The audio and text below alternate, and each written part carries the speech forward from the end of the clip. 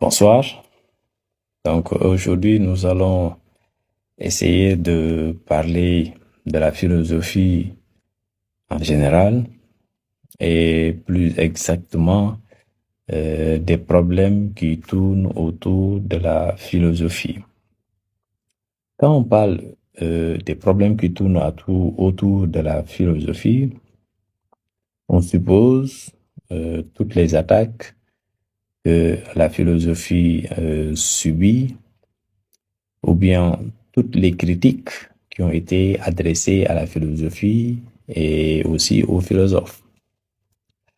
Et nous allons voir d'où viennent ces opinions sur la philosophie, d'où viennent ces croyances sur la philosophie, d'où viennent ces préjugés sur la philosophie.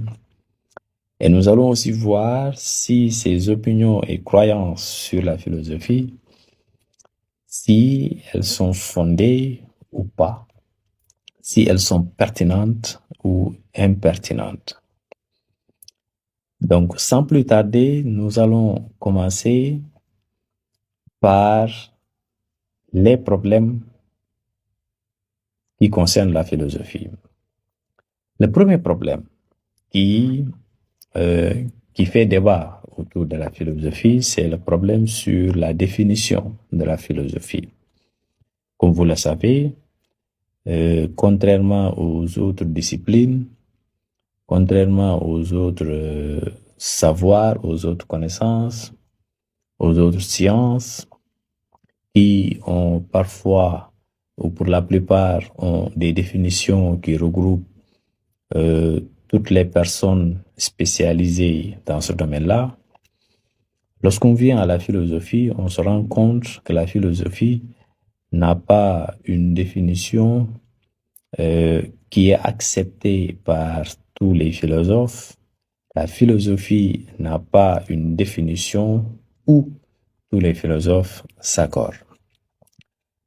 Donc, ce qui veut dire que la question autour de la définition de la philosophie est déjà une question qui pose problème en philosophie et quand même qui est une fenêtre aux attaques de la philosophie. Par rapport à ce problème-là, d'où vient ce problème définitionnel de la philosophie? Pourquoi la philosophie ne peut pas avoir une définition acceptée par tous les philosophes? D'abord, la première chose qu'il faut savoir, c'est que contrairement aux autres disciplines qui, à chaque fois, s'intéressent sur un objet d'étude qui est précis, chaque science s'intéresse sur un élément précis. L'astronomie s'intéresse aux astres.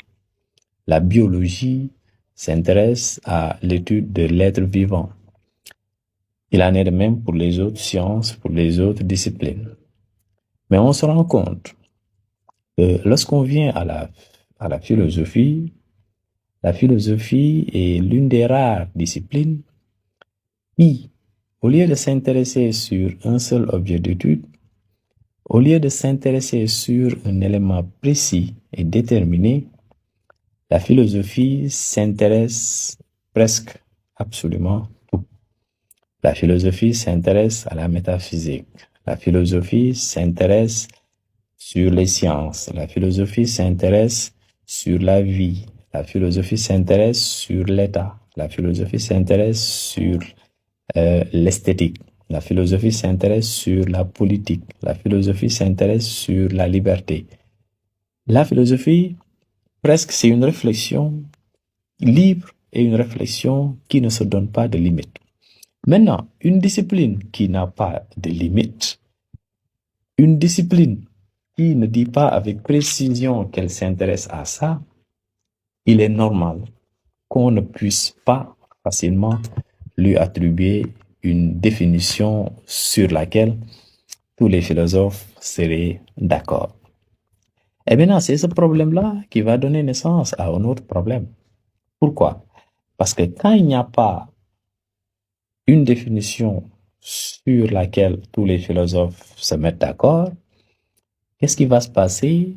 Chaque philosophe va essayer à sa manière, selon sa compréhension de la philosophie, selon son entendement, chaque philosophe va essayer de donner une définition à la philosophie. Non pas la définition, parce que pour le moment, on ne pourrait dire que voici la définition de la philosophie sur laquelle tout le monde devrait s'accorder. Mais chaque philosophe va quand même essayer de donner sa définition, savoir comment lui il voit la philosophie.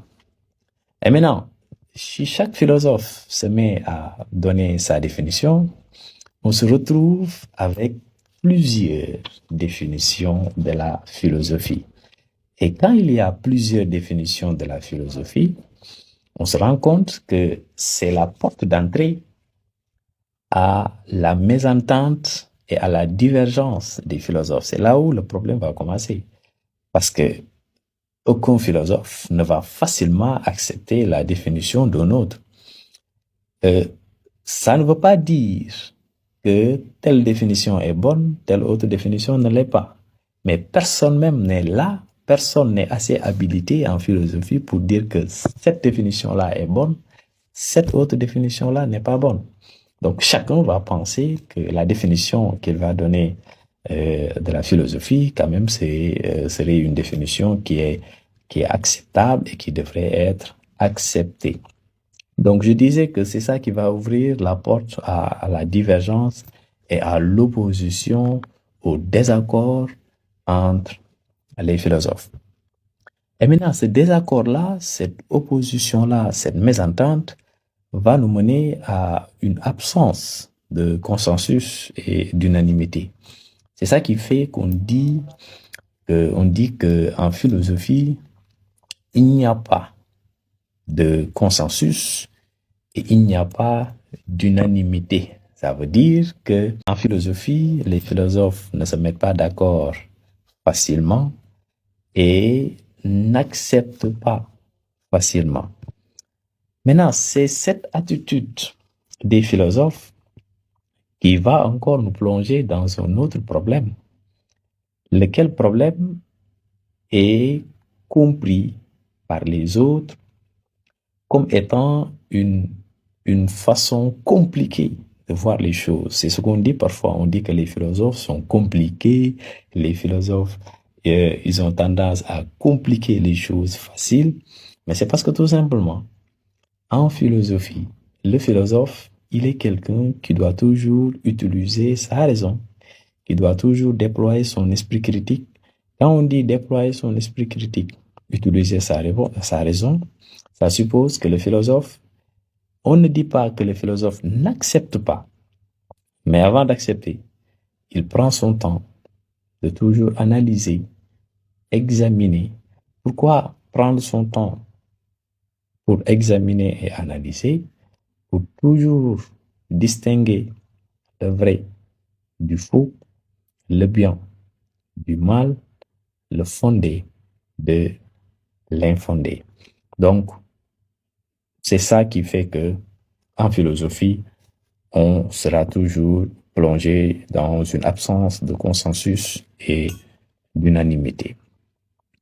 Maintenant,